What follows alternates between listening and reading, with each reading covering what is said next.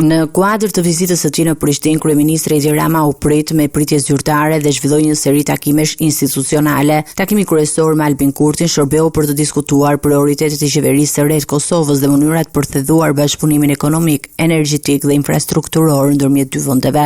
Një vëmendje të veçantë gjatë vizitës ju kushtua takimit me presidenten Vjosa Osmani, ku u trajtuan çështje që lidhen me stabilitetin rajonal, sigurinë dhe integrimin euroatlantik të Ballkanit Perëndimor. Rama dhe Osmani shkëmbyen mendime mbi rëndësinë e procesit gjyqësor në Hag ndaj ish-krerëve të UÇK-s dhe ndikimin që ky proces mund të ketë në paqen dhe bashkëpunimin ndërkombëtar në rajon. Në fjalën e tij, kryeministri Rama theksoi domosdoshmërinë e mbajtjes së marrëdhënieve të forta mes Shqipërisë dhe Kosovës, duke nënvizuar se dialogu i vazhdueshëm dhe koordinimi mes dy qeverive është i domosdoshëm për përballimin e sfidave politike, ekonomike dhe sociale në Ballkanin Perëndimor. Ai gjithashtu riafirmoi angazhimin e Shqipërisë për mbështetjen e institucioneve të Kosovës dhe për forcimin e lidhjeve strategjike ndërmjet dy vendeve. Vizita e Ramës në Prishtinë përfundoi me një mesazh të qartë për bashkëpunim të ngushtë rajonal dhe përgatitje për përkujtimin e ditës së pavarësisë së Kosovës, duke e cilësuar këtë vizitë si një hap të rëndësishëm për konsolidimin e marrëdhënieve bilaterale dhe stabilitetin në rajon.